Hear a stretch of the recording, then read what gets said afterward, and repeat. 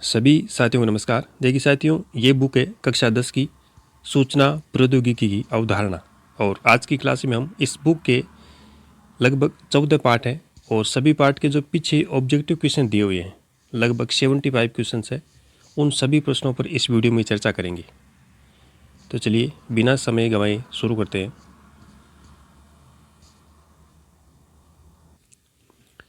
देखिए ये question part number 1 में दिए हुए हैं। देखिए पहला सवाल है, एक सुविधा फीचर है जो केवल निर्दिष्ट मापदंड के अनुसार डेटा को कॉलम में प्रदर्शित करता है। क्या है वो? फॉर्मूला, सॉर्टिंग, फिल्टरिंग या पाइवोट। इसमें ऑप्शन नंबर सी सही है, फिल्टरिंग। एक सुविधा फीचर है जो केवल निर्दिष्ट मापदंड के अनुसार डेटा को कॉलम में प्रदर्शित करता है, फिल्टरिंग होगा।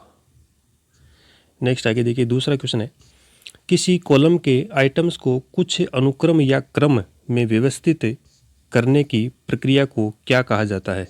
अरेंजिंग, ऑटोफिल, सॉर्टिंग या फिल्टरिंग।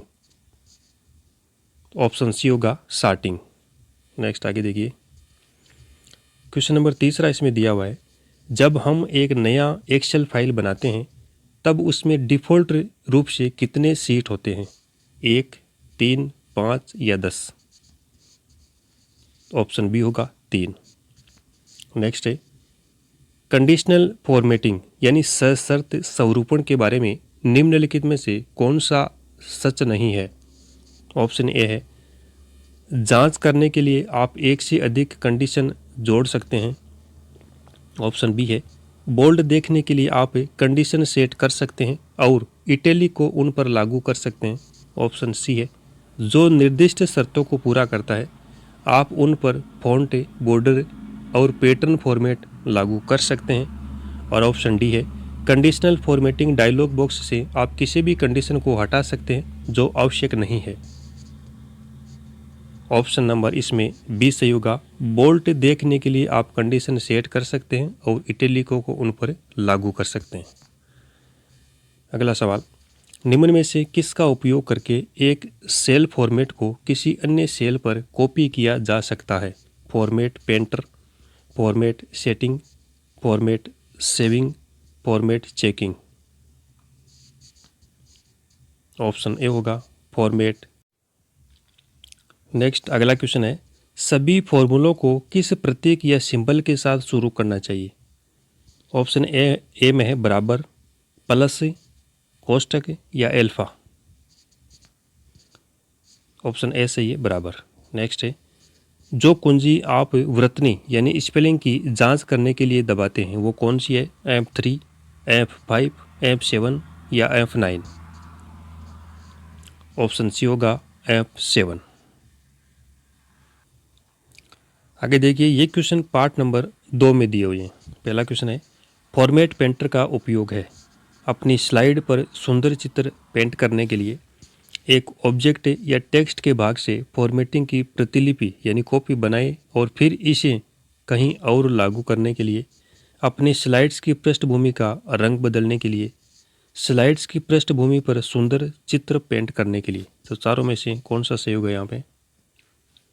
ऑप्शन बी होगा, एक सब्जेक्ट या टेक्स्ट के भाग से फॉर्मेटिंग की प्रतिलिपि बनाए और फिर इसे कहीं और लागू करने के लिए। नेक्स्ट अगला सवाल है, किसी एक्सेल शीट पर सक्रिय सेल द्वारा दर्शाई जाती है एक डॉटेड बॉर्डर, एक डार्क वाइट बॉर्डर, एक ब्लिंकिंग बॉर्डर, इटैलिक टेक्स्ट द्वारा। बी होगा एक डार्क वाइट बॉर्डर। नेक्स्ट है क्वेश्चन नंबर 3, एक स्प्रेडशीट में डेटा कैसे संगठित रहता है? एक स्प्रेडशीट में जो डेटा है वह कैसे संगठित रहता है? लाइनों व स्पेसिस द्वारा, लेयर्स और प्लेन्स, रोज और कॉलम्स, हाइट और width.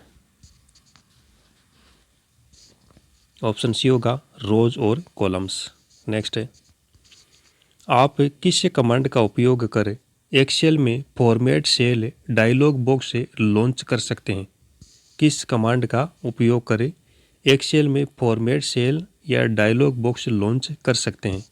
Ctrl+1, Ctrl+5, Ctrl+2, Ctrl+3। तो ऑप्शन ए सही है, Ctrl+1। नेक्स्ट है, एक्सेल में कितने प्रकार के फॉन्ट स्टाइल है? एक्सेल में कितने प्रकार के फॉन्ट स्टाइल है?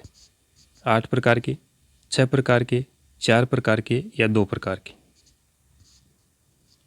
ऑप्शन सी 4 प्रकार के। नेक्स्ट है, सेल फॉर्मेट डायलॉग बॉक्स में कौन सा टैब उपलब्ध नहीं है? नंबर, फॉन्ट, फील या मार्जिन्स? ऑप्शन डी होगा मार्जिन्स। ये है पार्ट नंबर 3 के क्वेश्चन। जो तीसरा पार्ट इस बुक में दिया हुआ है उस पार्ट के ये क्वेश्चन है। तीसरा पार्ट देखिए, पहला क्वेश्चन है, एक चार्ट को संपादित करने के लिए आप कर सकते हैं, क्या कर सकते हैं? चार्ट ऑब्जेक्ट क्लिक करें, चार्ट ऑब्जेक्ट को क्लिक करें और खींचे, चार्ट ऑब्जेक्ट को डबल क्लिक करें या इनमें से कोई नहीं। एक चार्ट को संपादित करने के लिए क्या कर सकते हैं? ऑप्शन सी होगा चार्ट ऑब्जेक्ट को डबल क्लिक करें। नेक्स्ट है, प्रत्येक एक्सेल फाइल टेक्स्ट और डेटा शामिल कर सकती है, संशोधित की जा सकती है, वर्कशीट और चार्ट शीट सहित कई शीट्स को रख सकती है। प्रत्येक एक्सेल फाइल इनमें से क्या कर सकती है? ऑप्शन डी होगा उपरोक्त सभी, यानी टेक्स्ट और डेटा शामिल कर सकती है, संशोधित की जा सकती है, वर्कशीट और चार्ट शीट सहित कई शीट्स को रख सकती है। तीनों विकल्प यहाँ पे सही है। नेक्स्ट है, आप एक चार्ट बनाने के लिए क्या प्रयोग करते हैं? Pie wizard, excel wizard, data wizard, chart wizard? Option D होगा चार्ट विजार्ड। नेक्स्ट है, एक्सेल में एक पिक्चर सम्मिलित करने के लिए निम्न में से पिक्चर विकल्प का उपयोग कहाँ से कर सकते हैं? एक्सेल में एक पिक्चर सम्मिलित करने के लिए पिक्चर विकल्प का उपयोग कहाँ से शुरू कर सकते हैं? Illustrations group, arrange group, connection group या टेक्स्ट ग्रुप? ऑप्शन ए होगा इलस्ट्रेशंस ग्रुप। नेक्स्ट है, निम्नलिखित में से कौन सा एक एब्सोल्यूट सेल रेफरेंस है? एब्सोल्यूट सेल रेफरेंस है, क्या है? ये देख लीजिए आप चारों विकल्प, कंप्यूटर के शब्दावली दी हुई यहाँ पे इनमें। इस प्रश्न में ऑप्शन नंबर बी होगा। नेक्स्ट है, जो निम्न विकल्पों में से पेज सेटअप डायलॉग बॉक्स में सेट नहीं किया जा सकता है? प्रिंटर का चयन, वर्टिकल और हॉरिजॉन्टल प्लेसमेंट, ओरिएंटेशन, रो और कॉलम टाइटल्स? ऑप्शन सी होगा ओरिएंटेशन। नेक्स्ट आगे देखिए, ये क्वेश्चन पार्ट नंबर 4 में दिए हुए हैं। पहला सवाल है, प्रस्तुति में सभी स्लाइड को एक समान लुक देने के लिए निम्न में से क्या उपयोग करना चाहिए? स्लाइड लेआउट विकल्प, एक स्लाइड जोड़े विकल्प, आउटलाइन व्यूज, एक प्रस्तुति डिजाइन टेम्पलेट? ऑप्शन डी होगा एक प्रस्तुति डिजाइन टेम्पलेट। नेक्स्ट है, एक प्रस्तुति में स्लाइड्स बनाने के लिए क्या विशेष प्रभाव इस्तेमाल किया जा सकता है, यानी स्पेशल इफेक्ट्स? प्रभाव इफेक्ट्स, कस्टम एनिमेशन, संक्रमण यानी transitions, present animation? Option C होगा संक्रमण। नेक्स्ट है, निम्नलिखित में से कौन सा एक पावर पॉइंट के व्यूज नहीं है? Slide show views, slide views, प्रस्तुति views, outline views? Option C प्रस्तुति व्यूज। नेक्स्ट है, स्लाइड पर संक्रमण जोड़ने के लिए कौन सा पावर पॉइंट व्यूज सबसे अच्छा काम करता है? Slide show views, slide sorter views, slide views, note views. Option B slide sorter views. Next है फॉर्मेट पेंटर का उपयोग है। क्या उपयोग है? अपनी स्लाइड पर सुंदर चित्र पेंट करने के लिए, एक ऑब्जेक्ट या टेक्स्ट से फॉर्मेटिंग की प्रतिलिपि बनाने और फिर इसे कहीं और लागू करने के लिए, अपनी स्लाइड्स के बैकग्राउंड का रंग बदलने के लिए और स्लाइड्स के बैकग्राउंड पर सुंदर चित्र पेंट करने के लिए। ऑप्शन बी होगा एक सब्जेक्ट या टेक्स्ट से फॉर्मेटिंग की प्रतिलिपि बनाने और फिर इसे कहीं और लागू करने के लिए फॉर्मेट पेंटर का उपयोग किया जा सकता है। अगला क्वेश्चन, जो विकल्प आपको लाइन का चयन करने, वर्क, फ्री फॉर्म और स्क्रिबल टूल्स के लिए अनुमति देता है वो कौन सा है? क्रिएट इफेक्ट, इंसर्ट मोशन पथ, ड्रा कस्टम पथ, उपयुक्त सभी। ऑप्शन सी ड्रा कस्टम पथ। नेक्स्ट है ऑब्जेक्ट्स जो स्लाइड पर टेक्स्ट को रखता है कहा जाता है place holder, object holder, auto layout, text holder. Option a place holder, यानी ऑब्जेक्ट जो स्लाइड पर टेक्स्ट को रखता है वो क्या कहलाता है? Place holder. नेक्स्ट है पावर पॉइंट व्यूज जो केवल टेक्स्ट प्रदर्शित करता है, यानी शीर्षक और बुलेट प्रदर्शित करता है, कौन सा है वो? Slide show, slide sorter views, notes page views, outline views. Option D outline views. Next है रेडीमेड शैलियों की एक फाइल है जो प्रस्तुतियों के लिए इस्तेमाल की जाती है, कौन सी है वो? Auto style, template, wizard, pre formatting. Option B template. Next है यदि आप पावर पॉइंट में सम्मिलित की गई किसी इमेज को संपादित करते हैं तो क्या होता है? देखिए ऑप्शन ए है सम्मिलित की गई मूल फाइल परिवर्तित नहीं होती है। ऑप्शन बी दिया हुआ है सम्मिलित की गई मूल फाइल परिवर्तित होती है। ऑप्शन सी है मूल फाइल परिवर्तित होती है जब आप प्रस्तुति को सहेजते हैं यानी सेव करते हैं। और ऑप्शन डी है ऊपर में से कोई नहीं।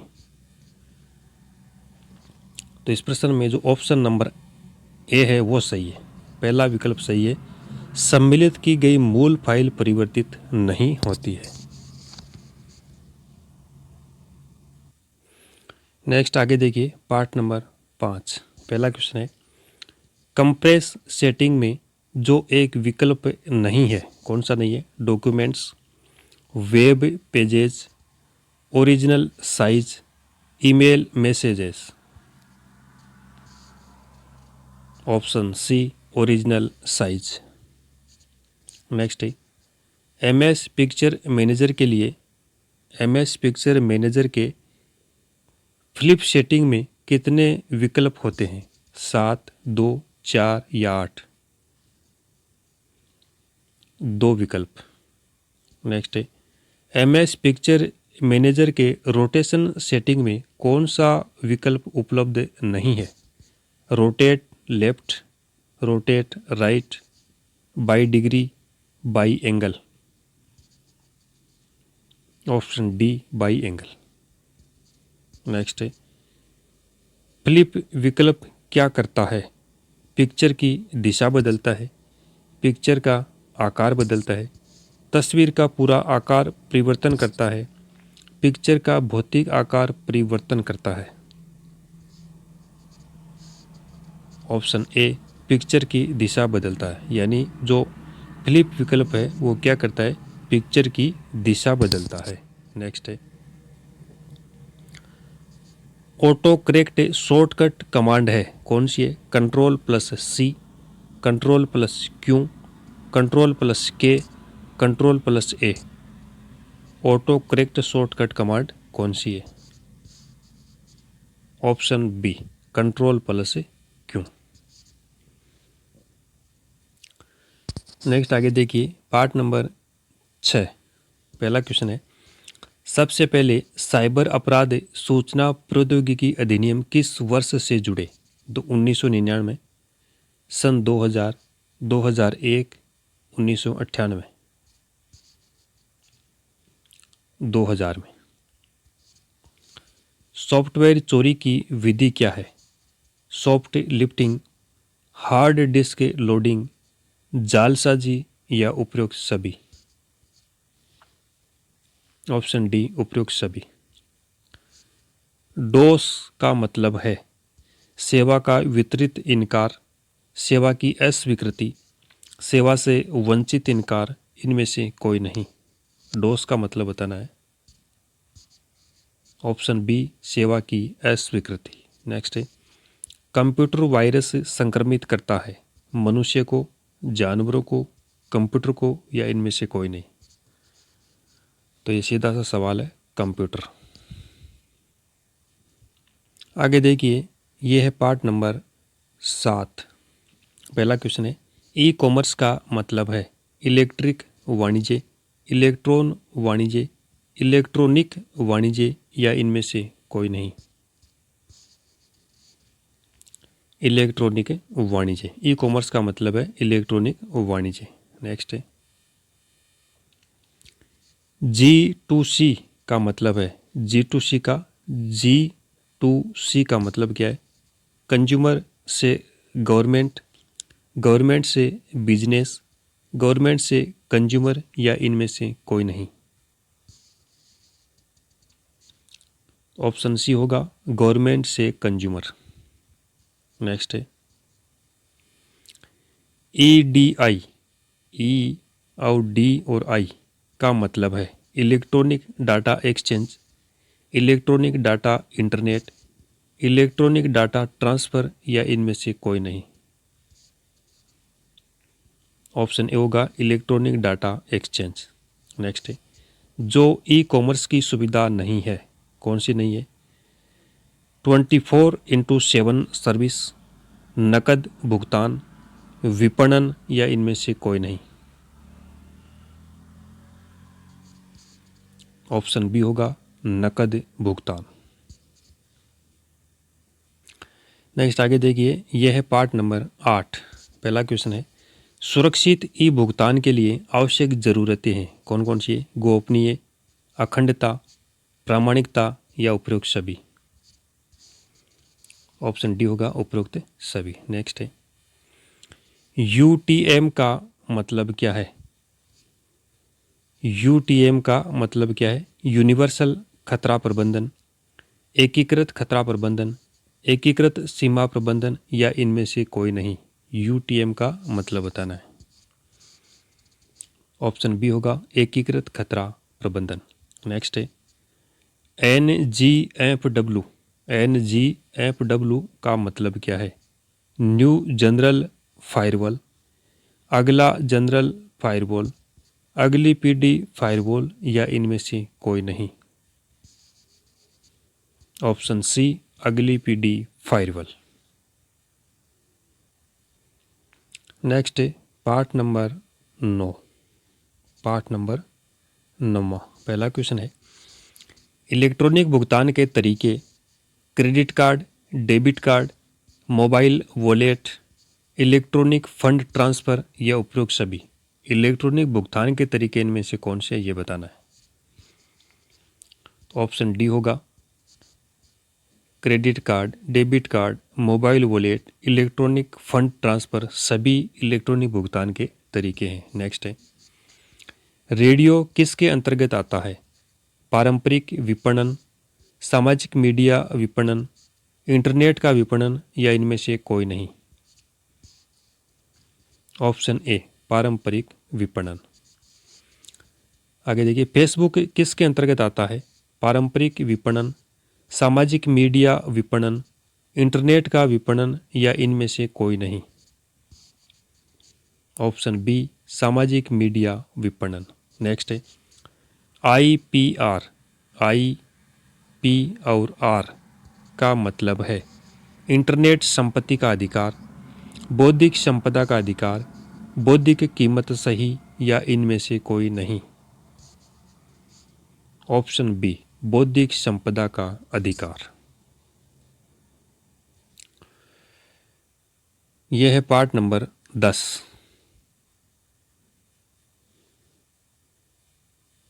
पहला क्वेश्चन है वह सॉफ्टवेयर जो आपके कंप्यूटर को उपयोगकर्ता सॉफ्टवेयर एवं हार्डवेयर द्वारा अनुप्रयोगों की अनुमति देता है क्या कहा जाता है? Application software, system software, word processor, database software. Option B होगा सिस्टम सॉफ्टवेयर। नेक्स्ट है एक कंप्यूटर को एक प्रोग्राम समझने के लिए यह आवश्यक है कि इसे के द्वारा मशीन भाषा में परिवर्तित किया जाए। किसके द्वारा? Operating system, device driver, utility या भाषा अनुवादक। ऑप्शन डी होगा भाषा अनुवादक। नेक्स्ट है GUI। GUI का मतलब है गुटेला universal interface, graphical user interface, graphical uninstall, general utility interface. General utility interface. Option B होगा ग्राफिकल यूजर इंटरफेस। नेक्स्ट है सबसे व्यापक रूप से इस्तेमाल किया जाने वाला ऑपरेटिंग सिस्टम है कौन सा है? विंडोज़, यूनिक्स, मैक OS या लिनक्स। ऑप्शन ए होगा विंडोज़। विंडोज़ सबसे व्यापक रूप से इस्तेमाल किए जाने वाला ऑपरेटिंग सिस्टम है। नेक्स्ट है यह ऑपरेटिंग सिस्टम ग्राफिक डिजाइनर और मल्टीमीडिया उपयोगकर्ताओं में सबसे अधिक लोकप्रिय है कौन सा है? Windows Vista, Mac OS, Linux या Unix. Option C Linux. Next है निम्नलिखित में से कौन सा सिस्टम सॉफ्टवेयर है? ऑपरेटिंग सिस्टम, कंपाइलर, यूटिलिटीज या उपरोक्त सभी। तो ऑप्शन डी होगा उपरोक्त सभी। ऑपरेटिंग सिस्टम, कंपाइलर, यूटिलिटीज ये सभी सिस्टम सॉफ्टवेयर के उदाहरण हैं। कोड किए गए निर्देशों की सूची को कहा जाता है computer program, algorithm, flow chart, utility programme. Option A होगा कंप्यूटर प्रोग्राम, यानी कोड किए गए निर्देशों की सूची को क्या कहा जाता है? Computer program. नेक्स्ट है स्रोत कोड देखने, संशोधित करने और पुनः आवंटन के लिए उपलब्ध है खुला स्रोत, बंद स्रोत, मालिकाना अधिकार के, लाइसेंस अधिकार के। ऑप्शन ए होगा खुला स्रोत। नेक्स्ट है इस ऑपरेटिंग सिस्टम को मूल रूप से नेटवर्क वातावरण में काम आने वाले मिनी कंप्यूटर्स पर चलाने के लिए डिजाइन किया गया था। लिनक्स, विंडोज़, यूनिक्स या मैक OS।